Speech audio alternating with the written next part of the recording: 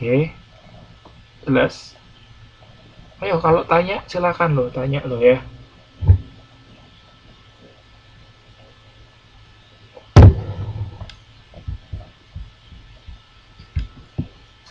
Oke, kalau nggak ada pertanyaan kita lanjutkan ke modul 6, yaitu auxiliaries. Auxiliaries itu adalah kata bantu kata kerja. Kata bantu kata kerja. Jadi kata kata yang digunakan untuk membantu kata kerja.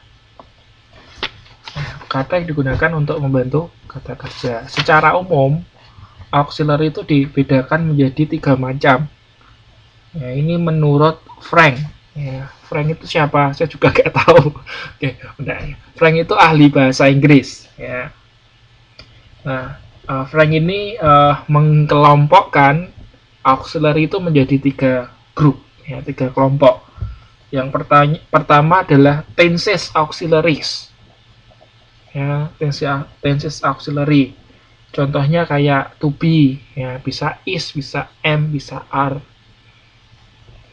Misalnya ini kayak contohnya siapa tadi ya?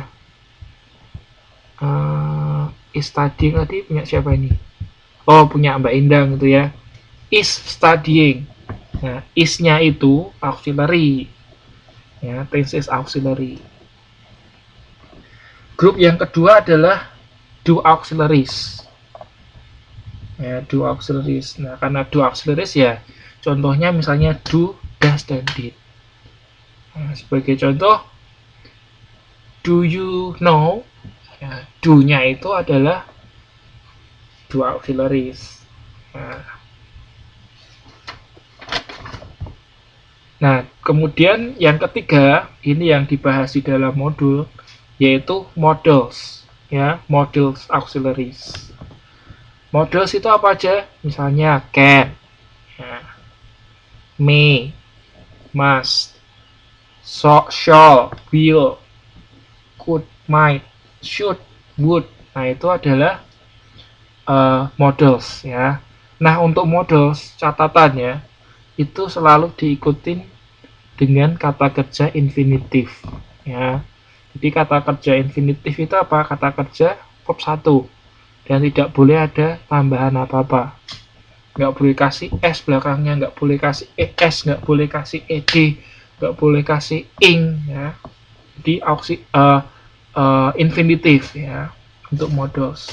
Kemudian juga nggak boleh dikasih to. Misalnya I can to do, nggak boleh ya. I can do aja, nggak usah kasih to. Nah, untuk modul 6 ini itu dibahas khusus mengenai modals auxiliaries. Ya. Untuk modals auxiliaries itu ada 5 fungsi ya. Ability, permission, advisability, necessity, dan suggestion. Nah, itu akan dibagi menjadi 5 unit.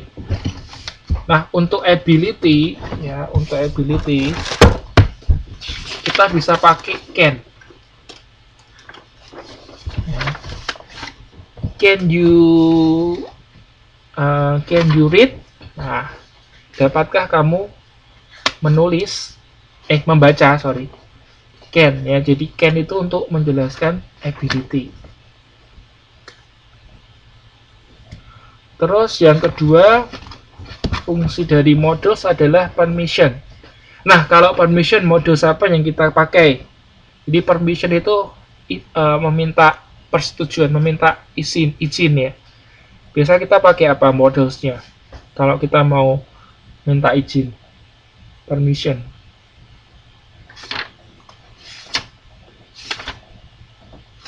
May, ya, apalagi selain May.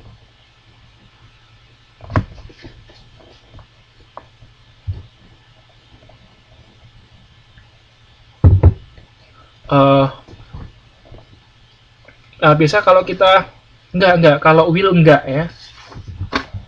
Kalau kita minta permission itu bukan will ya. Tapi kita pakainya could atau would. Would bukan, Mbak. Sorry, would nggak bisa. Kita minta minta izin dengan word nggak bisa ya, permission nggak bisa pakai word. Nah, untuk permission itu kita pakai may dan can ya. May dan can. May I help you? Bolehkah saya membantu kamu? Atau can I help you? Atau could I help you? Boleh juga. Jadi untuk dipastenkan itu untuk membuat kesan lebih sopan ya. Nah, kemudian fungsi yang ketiga adalah advisable. Jadi advisable itu untuk menasehati ya, untuk memberikan saran. Nah, untuk memberikan saran kita bisa menggunakan models should. Ya, should itu untuk memberikan saran. ought to juga ya, ought to.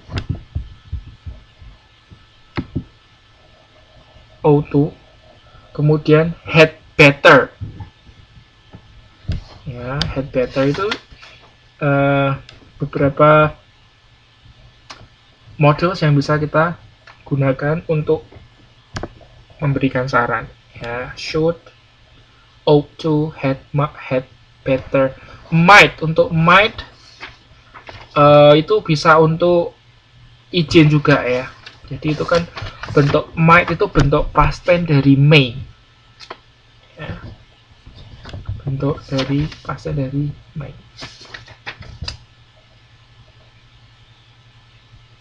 Kemudian fungsi models auxiliary adalah necessity. Ya. Necessity itu boleh diartikan perintah ya. Perintah untuk melakukan atau tidak melakukan sesuatu. Nah, untuk necessity itu models yang kita pakai adalah must, M-U-S-T, ya, bukan M-A-S, must, have to, dan have got to. Nah, itu ya, ada 3 models yang bisa kita pakai untuk necessity. Terus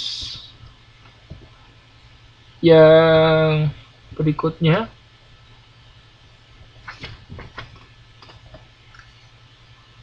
yang kelima ya. Yang kelima, fungsi dari models auxiliary adalah untuk memberikan suggestion, saran. Jadi kalau kita mau kasih saran, kita juga bisa pakai suggestion. Kita bisa pakai models. Nah, untuk memberikan saran atau suggestion, models yang kita bisa pakai adalah shall. Ya, shall. Atau past tense-nya adalah should ya. Shall dengan should. Itu bisa kita pakai untuk memberikan suggestion.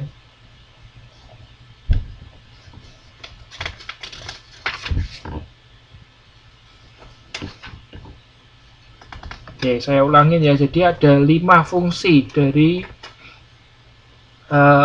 models auxiliary. Ability, kita bisa pakai can atau may. Kemudian permission, memberikan untuk meminta izin, kita bisa pakai untuk ability can, untuk permission can atau may atau might. Kemudian advisability kita bisa pakai should ya. Kemudian necessity kita bisa pakai must. Suggestion kita bisa pakai should juga ya. Kalau will nggak bisa ya, will bukan untuk suggestions ya. Will itu untuk simple future ya. Jadi pakainya shall atau should.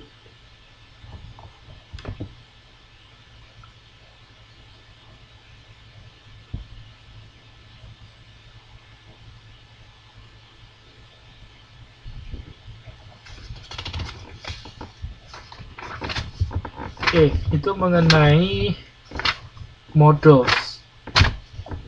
Lalu ada pertanyaan mengenai models gampang ya. Itu susah.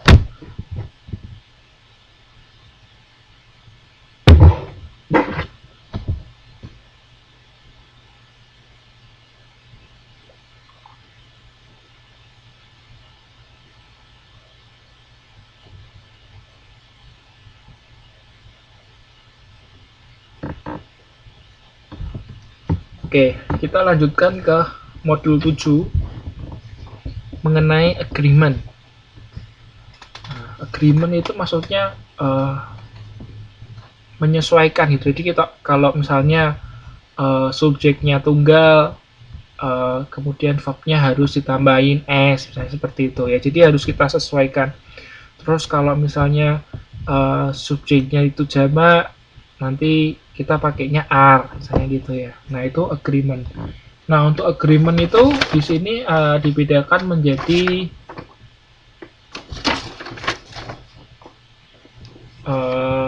dibahas ada 3 ya mengenai subject verb agreement. Nah itu yang tadi saya contohkan. Jadi misalnya subjeknya itu singular nih misalnya, atau he she it. Nah verbnya harus ditambahi s atau es. Itu untuk konteks simple present tense. Nah misalnya kalau subjeknya itu jamak, nah nanti to be-nya harus menggunakan are. Nah itu jenis yang pertama ya, kita sebutnya subject verb agreement. Subject verb agreement.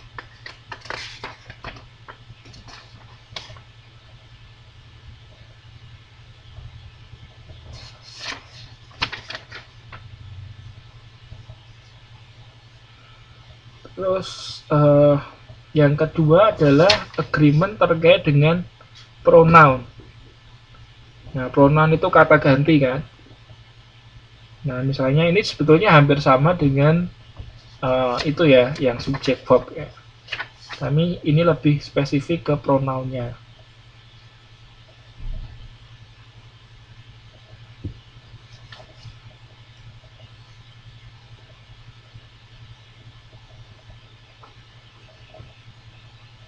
Misalnya ini ada kalimat gini ya. Misalnya ada kalimat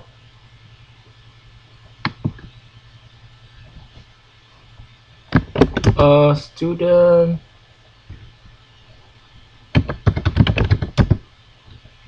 is working in the library. Is writing a paper. Nah, oke. Saya mau tanya ini. Kira-kira titik-titik yang tepat apa? Pronoun ini jadi harus pronoun ya. Harus pronoun yang tepat apa untuk melengkapi kalimat ini? A student is working in the library. Titik. Titik is writing a paper. Yes, ya. Bisa he atau she. Kalau they nggak boleh. Ya, kalau I juga nggak boleh. Karena apa? Karena ini kan a student kan, seorang murid. Di orang ketiga tunggal kan. Nah hanya kalau ini kita nggak tahu muridnya laki atau perempuan. Jadi kita bisa tulis she is writing a paper, or he is writing a paper. Ya hanya 2 kemungkinan itu. Ya yang lainnya tidak bisa. Kalau kita ganti you juga nggak bisa ya, karena itu kan juga is kan. You is nggak mungkin. Nah ini terkait dengan pronoun agreement seperti itu ya. Jadi kita harus menyesuaikan dengan pronounnya.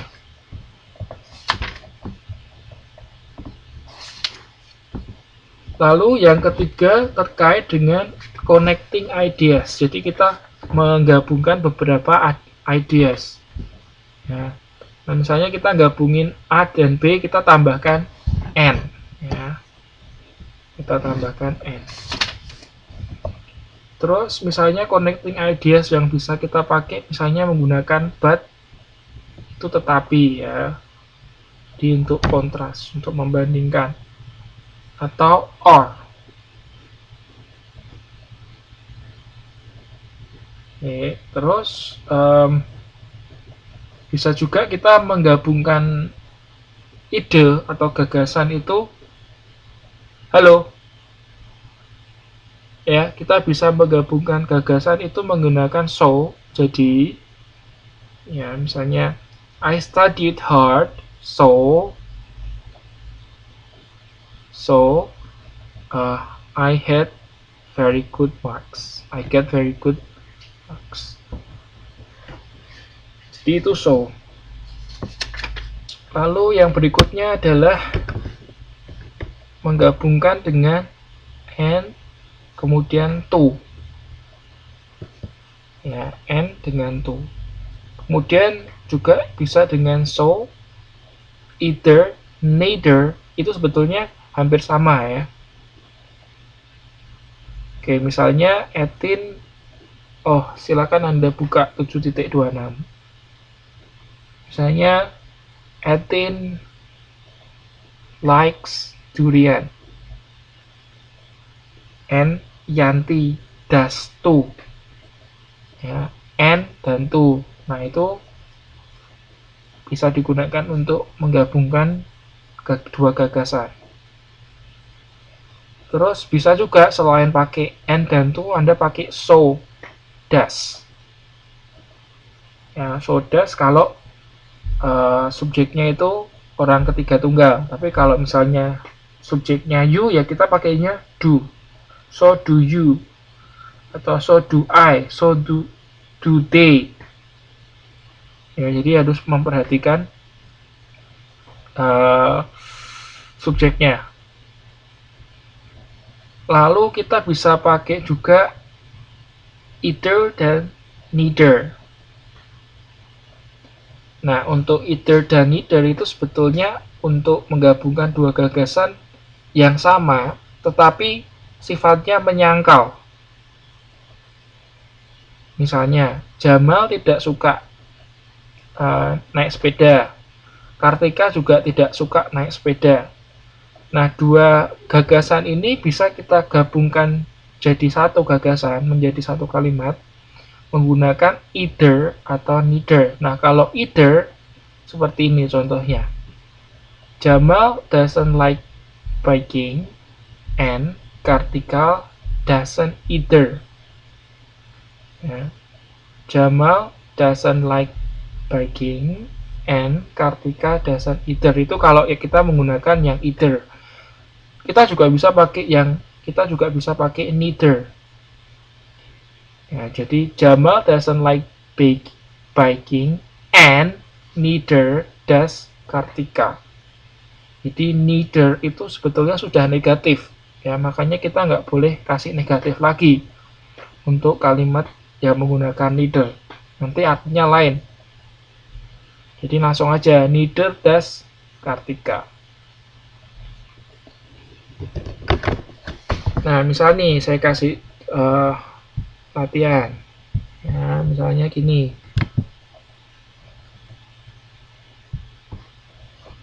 Santi tidak suka menyanyi. Tuti juga tidak suka menyanyi.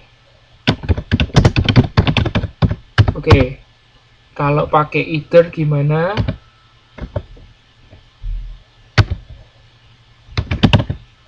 Kalau pakai neither gimana?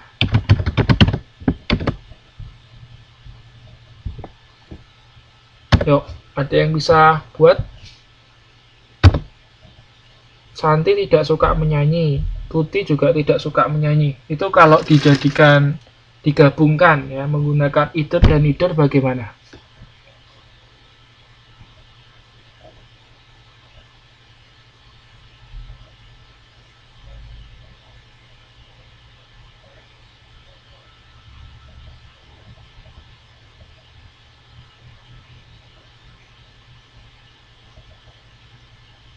Yuk, gimana caranya?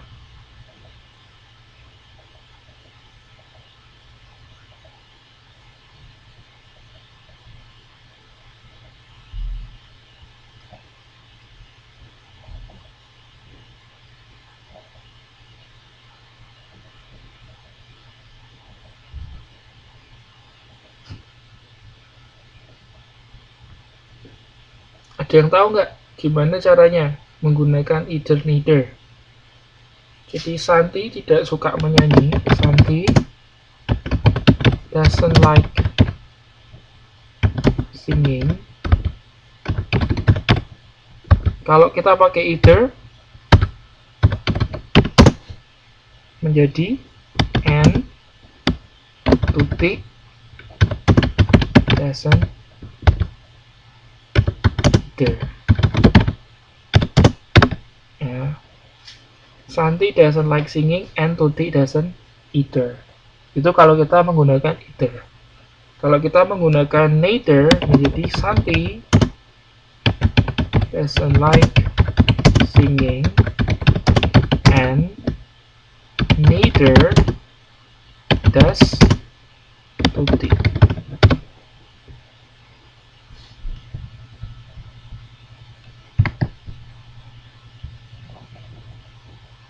Halo, halo.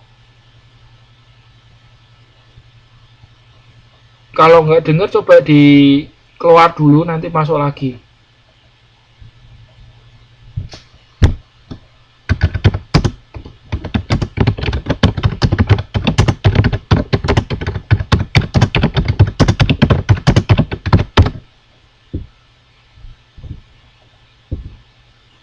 Ya, itu penggunaan either dan neither atau neither. Jadi kalau sudah either, kalau sudah neither nggak perlu dikasih negatif lagi. Dan polanya diganti ya, subjeknya dipindah paling belakang. Terus jangan lupa dikasih auxiliary-nya. Jadi ini das ini bisa berubah ya, nggak harus das. Bisa juga berubah jadi did, can, itu juga bisa. Pokoknya mengikuti auxiliary di depannya. Nah, misalnya ini ya, saya ganti nih menjadi didn't. Ya, Santi didn't like singing. Ini berubah juga jadi did. Ya, kita mengikuti aja. Kalau misalnya cannot, ya misalnya cannot. Santi cannot sing berarti ya, bukan cannot like sing. Cannot sing. Santi tidak bisa menyanyi. Demikian juga Tuti, berarti neither can Tuti. Ya. Mengikuti aja depannya apa. Kalau can ya can. Kalau kalau misalnya tadi doesn't ya das gitu ya. Tapi depend on juga, misalnya ini I ya, Tuhan. Nah ini pakainya do ya, mengikuti juga karena subjeknya kan I, bukan he atau she, jadi harus pakai do.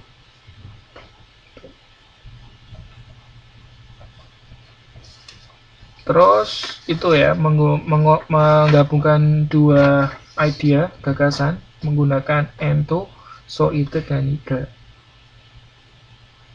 Terus kita juga bisa menggunakan struktur paralel.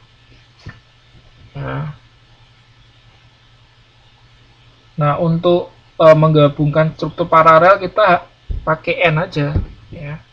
Misalnya Santi tidak suka menyanyi, Tuti juga tidak suka menyanyi, kita bisa pakai Santi and Tuti do not like singing. Ya, kita jadikan, kita tambahkan and. Ya.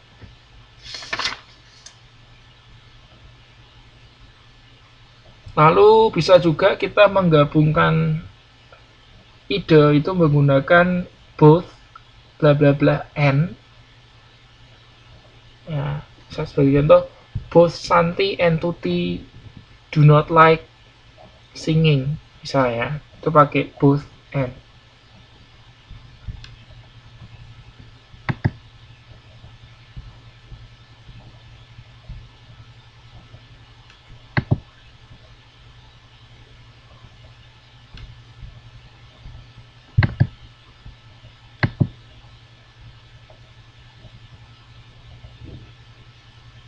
Oke. Lalu bisa juga menggunakan not only but also. Not only but also tidak hanya bla bla bla, tapi juga bla bla bla bla. Nah, misalnya ini, not only Santi but also Tuti do not like singing. Nah, jadi tidak hanya Santi tetapi Tuti juga. Yaitu kita pakai not only but also. Nah, either dan neither itu juga bisa dipakai di depan. Ya, neither dan either, tapi sifatnya juga menyangkal ya, sifatnya juga menyangkal. Jadi either dan neither itu bisa dipakai di depan juga. Ini kalau neither ya. Neither Santi nor Tuti do not like singing. Nah, jadi neither Santi nor Tuti, tidak cuman Santi tetapi Tuti juga, yaitu sebetulnya neither nor itu kayak hampir sama dengan not only but also. Nah, selain neither dan nor kita juga bisa pakai either. Nah, kalau either itu positif ya.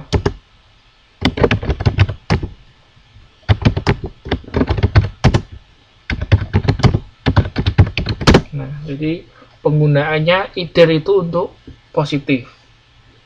Jadi Santi dan juga Tuti itu suka menyanyi.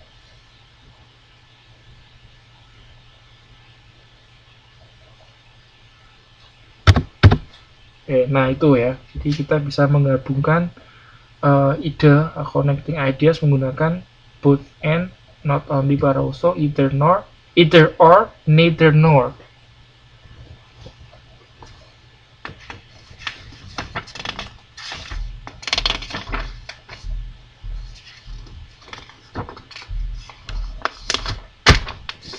Oh, udah habis. Ya, itu. Sampai sini ada pertanyaan mengenai ini apa? Connecting ideas, mengenai agreement.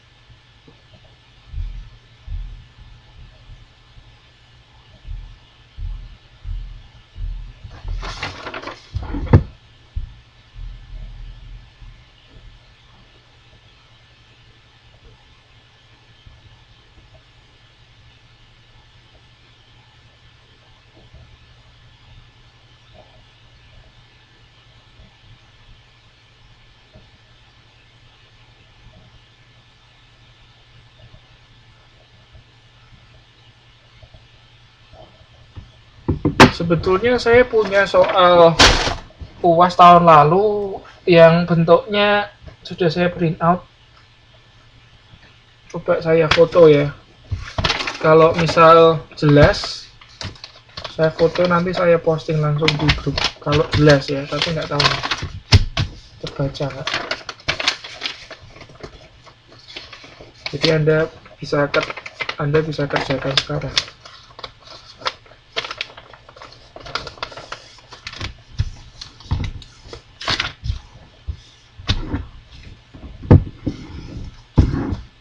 Kemungkinan kelihatan.